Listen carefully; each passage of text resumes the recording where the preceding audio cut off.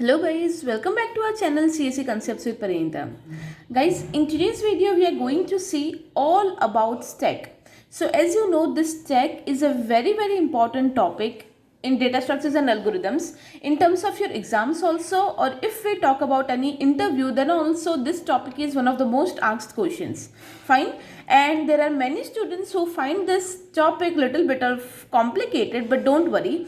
In today's video what we are going to do is we will clear all your doubts regarding the concepts of stack. We are going to see what is stack, we are going to see example, we are going to see uses of the stack, why stack is very much important, and how LIFO works in stack. We will see with the help of this whole diagram step by step, and then we are also going to talk about the basic operations of stack. Fine. So guys, you must be knowing we have already covered the introduction of data structures, what is array. We have already covered quite some very important topic in data structure. You can, if you have not visited them yet, you can go to our data structures and algorithm playlist and you can see those important videos after this video. Fine. And if you think that this video or this topic is helpful to you, please like the video, please share it with all your friends so that this can benefit all of them. Okay, so let's get started with what is stack. Stack is a linear data structure that follows LIFO, that is last in first out, or it is also known as FILO, that is first in last out. Actually these two means the same, right?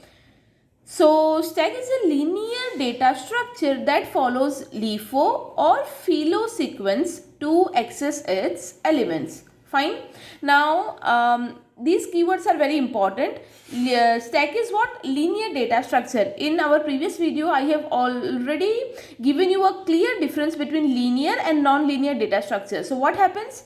In linear data structure, the elements are stored sequentially in a line. Okay. So in stack also, like in array, the elements are stored in a proper sequence. Fine. As I have already explained you, in linked list what happens? In linked list, it is a non-linear data structure. So in linked list what happens that the elements are not stored sequentially. Like one element can be here, one element can be here, one element can be here in the address. But in stack, in our computer address, all the elements will be there sequentially in a continuous memory location. Okay.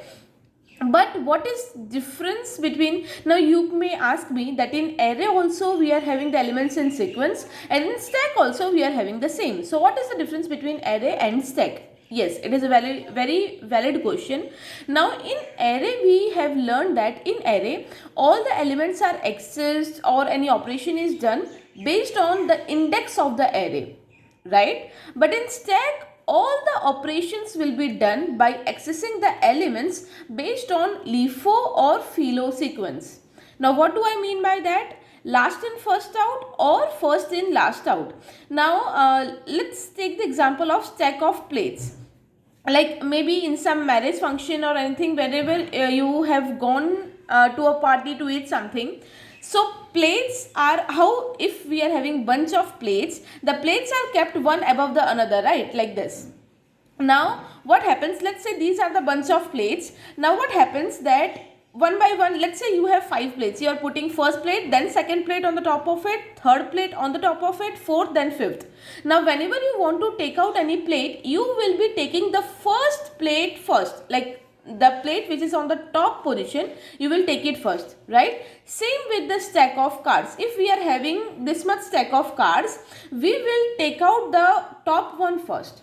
So this is how the stack works. Let's say we are having S, D, R, I, B. This is our stack. So here this is actually the bottom element B and this is actually the top element S. Fine. So how we have inserted them? We might have inserted them B first, then I, then R, then D, then S, birds. But when we are going to access the elements, we have to access this S first. Then in the second number we will be accessing this D. Then we will be taking out this R, then I and then B. Got it? Try to visualize these things. It will be very easy. So you can visualize it as the stack of plates or the stack of cards, where we are stacking the things one above another, one above another, one above another. And whenever you want to fetch it or access it, you will take the top element first. It is very obvious. Okay. So this is how the stack works. Now let me give you a more clear example with the help of this diagram. This will make the thing very easy for you. Now, just for now, understand this thing, that push and pop, these are the two main important operations that we are doing on stack. Push means inserting the element in the stack, and pop means, again we will see the basic operations in detail, but for just trying to understand this diagram, you should know that, you should only know for now that push means, what is push operations? Pushing something into the stack means inserting some element into the stack. And if I talk about pop, it is just the opposite. Pop means what? Taking out or deleting one element from the stack. Okay. So see here how the stack works. Let's say this is our stack. By default, the stack is empty. There is no element in the stack. Okay. Next, I want to push one element into my stack. So let's say 1. 1 is an integer element, and I want to store this one in the stack. So I am pushing this one. Now this one is inside the stack. Initially the stack was empty. Now one is inside the stack. Then again I want to push one more element 2. So what will happen? 1 will go down, and this one we have already inserted 1. So 1 will go down, 2 will come on the top of it. Let's say we want to again push one element 3. So 1 will go down, 2 will come above 1, and then 3 will come on the top of all. Fine. So here 1 was at the top, here 2 was at the top, here 3 is at the top. Getting how the push works? Now if I store 4, 4 will be here, 5 will be here, and so on. They will be pushed one above the another, right? Now, if I want to pop, the important thing to remember is always the element that is at the top of the stack will be popped first. So here 1, 2, 3 is there. Now if I want to pop from here 1, 2, 3, in the top what is there? 3 is there. So 3 will be popped or removed first. Right? So only 3 is removed, only 1 and 2 is there. Now again, in 1 and 2, if I want to pop an element, then 2 will be popped next. Getting? So this is how stack works, and this operation or this way of working of stack is completely different from array, though they both are linear data structure. Got it? And obviously array is having its own importance, stack is having its own importance. Fine. Let's see what are the uses of stack, because there are certain uses of stack that only stack can fulfill and array cannot, or even if array can, it will be much lengthier and complex. It can be very complex procedure, but these are the applications in which stack can work very well, and using stack we can get the result very quickly and easily. So what are the, this is again one very important question for interview point of view also, or Viva point of view. In Vivas or interviews, this is one common question, that what are the applications or uses of stack. So the applications are evaluating expression. Whenever we have any expression and we want to evaluate it, evaluating any expression means solving any expression and getting its result. So for that case, stack can be used. Parenthesis matching in expression. So let's say if we are given something x plus y plus z and let's say a minus then x plus y plus z. So here we are having 1, 2, 3, 4 parenthesis. Now if any such expression is there, if you want to evaluate this expression, if you want to get the result of this expression, you can use stack. If you want to match the parenthesis in the expression, that either the number of opening parenthesis and closing parenthesis is same or not, or is there any parenthesis missing, in case of such research also, stack plays a very important role. Using the stack we can get that number of parentheses are matching or not, opening or closing. Fine. So in such cases also stack is used. And then backtracking algorithm. So what do you mean by backtracking algorithm? Like try and error. You are doing something, it is wrong, so again you are coming back, you are doing something else, again you are not getting the result, you are going backtracking and doing something else. It is known as backtracking algorithm. So why backtracking algorithm is important? Why backtracking algorithm is easier with the help of stack? Let's say this is one stack. You are trying out, you have x, y, z three ways. Now first of all you are popping z, you are trying out z. If z is not giving result, you just have to pop this z and then you will try out y. If y is also not giving result, you just have to pop y and then you just have to, yes, pop y and then you will take this x and you will try x, right? So backtracking, going back, backtracking is very simple with the help of stack. So in any algorithm where we have to backtrack frequently, we can use stack. Then converting one form of expression to another. So in the applications, like if you want to convert postfix to prefix, prefix to infix, something like that, in those conversions also we are using this stack.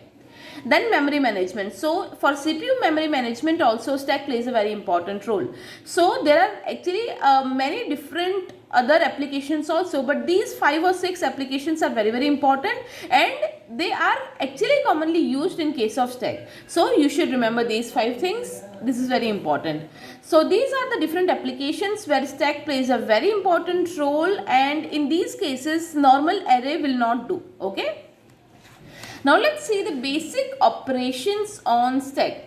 So again, in case of array, we don't have any ready-made operation that we can apply on the array. But in case of stack, these are the unique operations limited to stack, and it makes the working with stack very easy. Okay. So these are the important 5 operations that you must know about stack. So the first operation is push. So what is push operation? We have already seen a little bit in this diagram I have shown you. So what is push?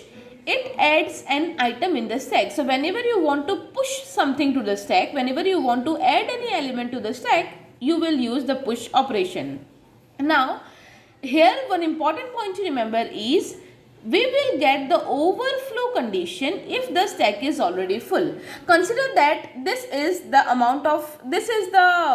limitation of stack, and elements are completely full in the stack. Stack is already full, but still you want to enter something to it. Getting? If the box is already full completely and you still want to add something to it, so obviously it will be overflow condition. If the glass is completely full, still you are pouring water in it, then it is overflow condition. Okay, so push, what it is doing, push means adding any element in the stack, but if the stack is already full and still you are trying to add something, it will be overflow condition technically. Okay, so in case of our code, you have to consider that it is overflow condition and maybe some warning can be returned. Let's say then pop. Pop is again one important operation which is the opposite of push. Push means adding any item to the stack, and pop means removing some item from the stack. So what is pop? Pop removes an item from the stack. Now similarly in push, what happened, that if the stack is already full but still you are trying to enter something, it was overflow condition. Similarly in pop, if the stack is empty and still you are trying to remove any item, getting? Pop means what? Removing any item from the stack. But if the stack is already empty like this, if the stack is already empty, there is already no element present in the stack, but still you are trying to remove an element from the stack, then obviously it is not possible. So in such case, technically you will get underflow condition. Okay, so these two terms are very important to remember: overflow condition in case of push and underflow condition in case of pop. Okay, then we are having peek, P-E-E-K, or top. So what is peek or top? This function returns the top element. Let's say then in case of this stack, it will return the top element, that is 1. Here it will return 2. Here it will return 3. Fine. So whatever element is currently at the top of the stack, peek or top will return that top element. And then isEmpty. isEmpty is actually a function, and it is very obvious from the name that isEmpty will return true if our stack is empty and it will return false if the stack is not yet empty. Okay, it is very obvious. Then we are having one more function, that is peep. See, don't get confused, as mostly students get confused between this peek or peep. But don't get confused, this peek is actually equal to top, it returns the top element.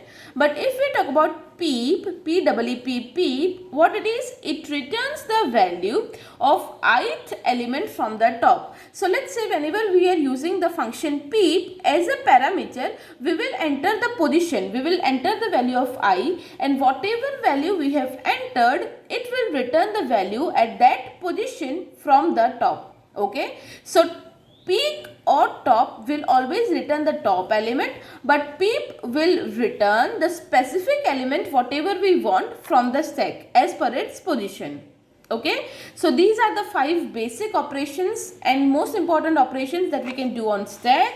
And one very important point to remember here is, all these operations just take order of 1 time to complete. Okay, so this is very important. As you know, order of 1 means very minimum time. So this is again one very big advantage of stack, that we can do all these operations on stack in a very minimum time it will take, and it will give you the result. So all these operations just take order of 1 complexity to complete. Fine.